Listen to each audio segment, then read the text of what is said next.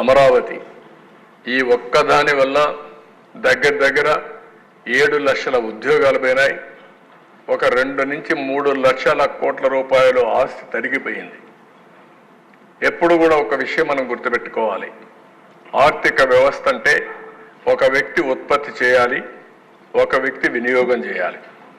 అది ప్రోడక్ట్ కావచ్చు, మ్యానుఫ్యాక్చరింగ్లో వరి ధాన్యం పండించే రైతు నుంచి వచ్చే ధాన్యం కావచ్చు, ఫ్యాక్టరీ నుంచి వచ్చే సూదులు కావచ్చు, లేకపోతే ఏదైనా వస్తువులు కావచ్చు, లేకపోతే సర్వీస్ అన్నప్పుడు మనం అనేక సర్వీసులు తీసుకుంటూ ఉంటాం. ఇప్పుడు బ్యాండ్ విత్ వాడతాం, దానికి డబ్బులు కడతాం, సెల్ ఫోన్కి వాడతాం, దానికి యూజర్ ఛార్జెస్ కడతాం, ఇలాంటివన్నీ ఉంటాయి. ఇవి రెండు కూడా ఆల్వేస్ మనం ముందుకు పోతా ఉంటే ఎకనామిక్ యాక్టివిటీ పెరుగుతుంది. ఇప్పుడు మనం ఇక్కడికి వచ్చాం, మొన్న ఒక ఆయన నాకు కనపడి ఈ గవర్నమెంట్ వచ్చిన తర్వాత నా ఆస్తుల విలువ 100 కోట్లు పెరిగింది, నేను 1 కోటి రూపాయలు అన్నా క్యాంటీన్కి ఇస్తానని చెప్పి ఇచ్చాడు. అంటే దీని అసెస్మెంట్ ఏంటి?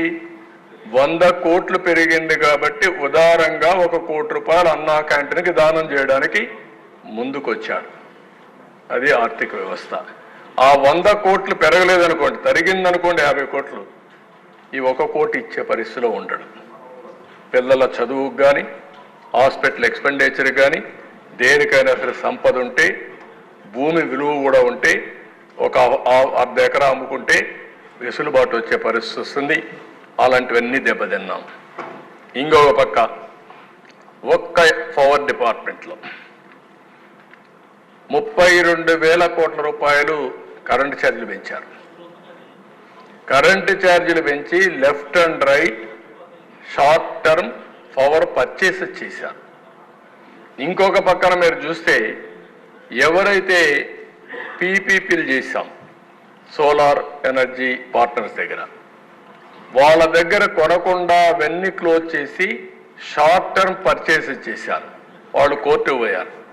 కోర్టు నుంచి డైరెక్షన్ ఇచ్చి ఆ 9,000 కోట్లు కట్టాల్సిందే అని డైరెక్షన్ ఇస్తే 9,000 కట్టాం. 9,000 కట్టాం. ఊరికే వచ్చిన కరెంటు మనం తీసుకోలేదు. షార్ట్ టర్మ్లో కొన్నారు. 7 రూపాయలు 8 రూపాయలు పెట్టి కరెంటు కొన్నారు, 10 రూపాయలు పెట్టి కరెంటు కొన్నారు. అలాంటి మిస్మేనేజ్మెంట్లు పెద్ద ఎత్తున జరిగాయి. అంటే ఒక పక్కన విక్టిమైజేషన్కి వెళ్ళారు, అసమర్థ ఆలోచించారు, ఆలోచన లేకుండా ఆలోచించారు. కడాన ఈరోజు 1,29,000 కోట్ల రూపాయలు ఒక్క పవర్ సెక్టర్లో ఎలక్ట్రిసిటీ డిపార్ట్మెంట్స్ అనే కలిపి అప్పుల ఊబిలో ఉండే పరిస్థితికి వచ్చింది. ఇది ఎప్పుడు కూడా సమర్థవంతమైన పాలన ఉంటే ఎక్కడికక్కడ వెసులుబాటు వస్తుంది. అసమర్థుల పాలన ఉంటే ఈ విధంగా క్షీణించిపోయే పరిస్థితులు వస్తాయి. నెక్స్ట్, నేచురల్ రిసోర్సెస్, దేవుడిచ్చిన సంపద, ఇసుక, ఎన్ని అరాచకాలు జరిగాయో చూసాం. ఎవరు చెప్పినా ఏం లేదు. 7,000 కోట్ల రూపాయలు దోచుకున్నారు. భూగర్భ ఖనిజ సంపద ఎక్కడికక్కడ వెరైటీస్ కావచ్చు, లైమ్ స్టోన్ కావచ్చు, క్వార్ట్జ్ కావచ్చు, లెటరైట్ కావచ్చు, గ్రనైట్ కావచ్చు, క్వారీలు కావచ్చు, మొత్తం దోచుకునే పరిస్థితికి వచ్చారు. దీనివల్ల విపరీతంగా ఒక 10,000 కోట్లు ప్రాథమిక అంచనాల ప్రకారం నష్టం వచ్చే పరిస్థితి వచ్చింది. ఇంకో పక్కన మద్యం మొత్తం ఓన్ బ్రాండ్లు పెట్టారు. ప్రజారోగ్యాన్ని దెబ్బతీసే పరిస్థితికి వచ్చారు. దగ్గర తెలంగాణకు మనకు 20,000 కోట్ల రూపాయలు వ్యత్యాసం వచ్చే పరిస్థితి వచ్చింది. ఇయర్ 10,000 కోట్లు 12,000 కోట్లు డిఫరెన్స్ వచ్చే పరిస్థితి వచ్చింది. మనకు రావాల్సిన ఆదాయం 17,000 కోట్ల రూపాయలు తగ్గిపోయే పరిస్థితికి వచ్చింది. ఇక్కడ పెట్టిన బ్రాండ్లు రేట్లు చూసిన తర్వాత కర్ణాటక, తెలంగాణ, తమిళనాడు, ఒరిస్సా ఏదైతే వాళ్ళ బ్రాండ్స్ ఇక్కడ వచ్చి అమ్ముకునే పరిస్థితికి వచ్చారు. లా అండ్ ఆర్డర్ నిన్నే మాట్లాడాం. ఇవన్నీ మాట్లాడి అందరిపైన కేసులు పెట్టే పరిస్థితికి వచ్చారు. నెక్స్ట్, ఇది ఒక ఎగ్జాంపుల్ కింద ఈరోజు మనందరం ఒక సివియర్ ఫైనాన్షియల్ డిస్ట్రెస్లో ఉన్నాం. ఈరోజు ఎక్సైజ్ పాలసీ నిన్నే నేను చెప్పాను, అవన్నీ కూడా ఊరికి శాండ్ పాలసీ అవన్నీ ఇచ్చారు. ఈరోజు క్యాపిటల్ ఎక్స్పెండిచర్ తగ్గిపోయింది, అప్పులు పెరిగాయి. ఎలాంటి పనులు చేశారో ఇది ఒక్క ఉదాహరణ మాత్రం.